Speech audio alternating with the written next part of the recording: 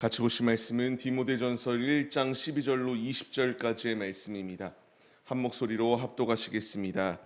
나를 능하게 하신 그리스도 예수 우리 주께 내가 감사함은 나를 충성되이 여겨 내게 직분을 맡기심이니 내가 전에는 비방자요 박해자요 폭행자였으나 도리어 긍휼을 입은 것은 내가 믿지 아니할 때에 알지 못하고 행하였음이라.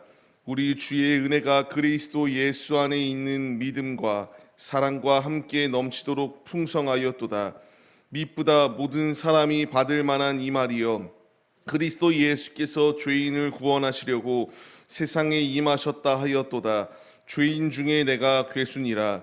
그러나 내가 긍휼을 입은 까닭은 예수 그리스도께서 내게 먼저 일체 오래 참으심을 보이사 후에 주를 믿어 영생 얻는 자들에게 본이 되게 하려 하심이라.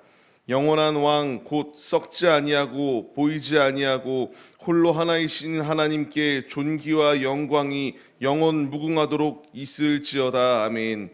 아들 디모데야, 내가 내게 이 교훈으로서 명하노니 전에 너를 지도한 예언을 따라 그것으로 선한 싸움을 싸우며 믿음과 착한 양심을 가지라. 어떤 이들이 이 양심을 버렸고 그 믿음에 관하여는 파선하였느니라. 그 가운데에 후메네오와 알렉산더가 있으니 내가 사탄에게 내준 것은 그들로 훈계를 받아 신성을 모독하지 못하게 하려 함이라. 아멘. 할렐루야. 오늘도 예배 자리 가운데 모이신 성도님들 주님의 이름으로 환영하고 축복합니다. 오늘 같이 나눈 말씀의 제목은 사명자의 자격 요건이라는 말씀의 제목 가운데서 은혜를 나누도록 하겠습니다. 우리가 무슨 일을 하든지 간에 자격 요건이 필요합니다. 사명자에게도 자격이 필요합니다. 하나님께서 쓰시는 사람의 자격들이 분명히 존재하는데 오늘 말씀을 통하여 주님이 우리에게 사명자로서의 쓰임받을 수 있는 자격 요건이 무엇인지 세 가지로 말씀 속에서 은혜를 나눠보려 합니다. 첫 번째로 사명자의 자격 요건은 주님의 은혜가 있어야 된다는 것을 분명하게 말씀하십니다. 우리에게 필요한 것은 주님의 은혜입니다. 바울의 고백을 보시기 바랍니다. 전에는 자신도 비방하는 자였고 예수 믿는 자들을 박해하는 폭행자에 불과하였지만 이런 그에게 예수님이 찾아오셔서 자신의 삶이 완전히 뒤집어졌다라는 것을 고백합니다. 그로 말미암아 내가 잘하였기 때문에 이렇게 예수님께서 나를 만나 주셨다라고 이야기하는 것이 아니라 전적인 주님의 은혜가 있기 때문에 내가 이와 같이 쓰임 받을 수 있다라는 것을 감사하며 고백하는 것이 그의 모습이었습니다. 하나님의 사람들, 하나님께 쓰임 받는 자들은 내가 하였다라는 말을 하지 않습니다. 오직 주님이 일하셨다라는 것을 고백하는 것, 주님이 은혜가 있기 때문에 내가 이렇게 쓰임 받을 수 있음에 감사다라는 고백을 하는 것이 사명자의 모습입니다. 우리 역시 사명자로 부름을 받았습니다. 주님의 은혜가 없으면 우리는 아무것도 할 수가 없습니다. 사명자의 요건 중에 하나, 주님의 은혜가 필요합니다. 내 힘으로 내 능력으로 내가 사명자라고 부름을 받고 쓰임을 받을 수 있는 것이 아니라 전적인 주님의 은혜가 있을 때여야지만이 쓰임 받을 수 있다는 사실을 기억하시며 지금의 나의 나된 것은 내가 이만큼 성장하였기 때문에 이만큼 능력이 있기 때문에 이 자리까지 온 것이 아니라 전적인 주님의 은혜입니다. 이 은혜를 망각하지 마시고 은혜를 기억하시며 은혜에 감사하며 매 순간순간마다 사명자로 부름을 받은 우리들이 사명의 본분을 잊어버리는 것이 아니라 우리가 은혜에 감격하고 은혜에 귀히 순종하여 귀히 주님께 쓰임받는 우리 모두의 모습이 되시기를 소망합니다. 두 번째로 주님이 사명자에게 필요한 자격이 있다라고 말씀하십니다. 주님만을 영광 올려드리는 것이 사명자의 본분입니다. 바울의 고백을 계속하여 보게 되면은 자기는 죄인 중에 괴수였음을 고백합니다. 이런 그에게 예수님이 찾아오셨습니다. 이런 그에게 예수님이 오래 참으시고 그를 변화시켜서 후에 예수를 믿는 이들이 이 바울의 모습을 보고 도전받을 수 있도록, 이런 악한 자도 주님을 만나니까 주님이 이렇게 변화시켜 주시는구나라는 것을 깨닫게 하기 위하여 주님의 역사하심이 있다라는 것을 고백하는 것이 바울입니다. 그의 고백은 자신이 이와 같이 엘리트의 사람이었기 때문에 쓰임 받았다라는 고백을 한 것이 아니라 모든 영광을 주님께 올려드렸던 그의 고백이 있습니다. 사명자에게 필요한 것은 내가 드러나는 것이 아니라 주님이 드러나는 것입니다.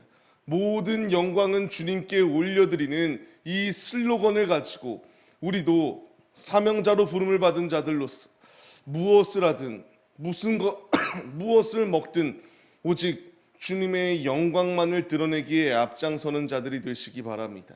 주님의 영광을 가로채는 이들이 참으로 많습니다. 이 악한 세대 가운데서 우리도 이 악한 것을 본받는 것이 아니라 오직 믿음으로 주님의 길만을 걸어가기에 힘쓰시는 우리의 모습이 되시기를 바랍니다. 세 번째로 사명자에게 필요한 자격 요건이 있습니다. 선한 싸움을 싸워야 됩니다. 죄악과 타협하는 것이 아니라 선한 싸움을 싸우는 것이 우리의 모습이 되어야 됩니다. 어제 말씀을 통하여 악한 그 이단자들이 날뛰는 것을 보았습니다. 이제 이 이단자들이 날뛴다고 그 악한 세력들과 타협하거나 같이 협상하는 그러한 모습이 아니라 주님이 나에게 명령하시는 사명자의 본분은 선한 싸움을 싸우는 것이다라는 것을 분명히 말씀하십니다. 믿음과 착한 양심을 가지고 주님의 길을 걸어가야 됩니다.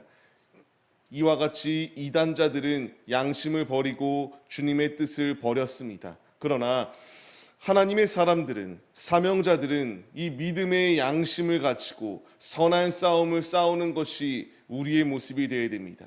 어느 정도로 이 죄악된 것을 끊으라고 말합니까? 20절 말씀을 보게 되면은 그들을 악한 자들을 사탄에게 내주었다라고 말씀이 기록됩니다. 출교하였다라는 것입니다. 이단자들, 사이비 가운데 빠진 자들을 출교하는 데까지 앞장섰던 것이 그들의 모습이었습니다. 지금 바울이 디모데에게 교훈의 말씀을 주고 있습니다. 이제 이 교훈의 말씀은 동일하게 우리에게 적용되어집니다. 악한 것과 타협하라고 말하지 않습니다. 악한 것이 들끓 때에 그것을 출교하듯이 그것을 내쫓아 버리고 타협 없는 신앙의 모습으로 설 것을 가르치는 것이 이 하나님의 뜻이다라는 것을 분명히 말씀하십니다. 사명자는 선한 싸움을 싸워야 됩니다. 우리의 싸움은 혈과 육이 아닙니다. 공중의 권세 잡은 마귀와의 싸움입니다. 이 마귀와의 싸움 가운데서 이길 수 있는 길, 선한 싸움을 싸울 수 있는 비결은 예수로 무장할 때이지만이 가능합니다. 지금 주님이 나에게 말씀하시는 것, 사명자로 부름을 받았사오니 이제 부름받은 이 자리 가운데서 선한 싸움을 싸울 준비를 하고 악한 것이 들끓는다고 내 마음이 요동하여서 타협하는 자리 가운데 있는 것이 아니라 죄악된 것은 단호하게 끊고 오직 주님의 뜻만을 나타내기에 힘쓰는 사명자들이 될 것을 우리에게 강력하게 말씀하시고 있습니다. 말씀을 받는 성도님들, 우리가 이 분명한 말씀 가운데 깨달음을 얻어야 됩니다. 주님이 주시는 이 음성 가운데 깨달음을 얻어서 사명자로 부름을 받은 내가 이 악한 세대 가운데에 용맹스러운 주님의 군사로서 주님의 일을 감당하기에 앞장서야 마땅합니다. 오늘의 삶, 이 사명을 부여받은 자들이 우리들입니다.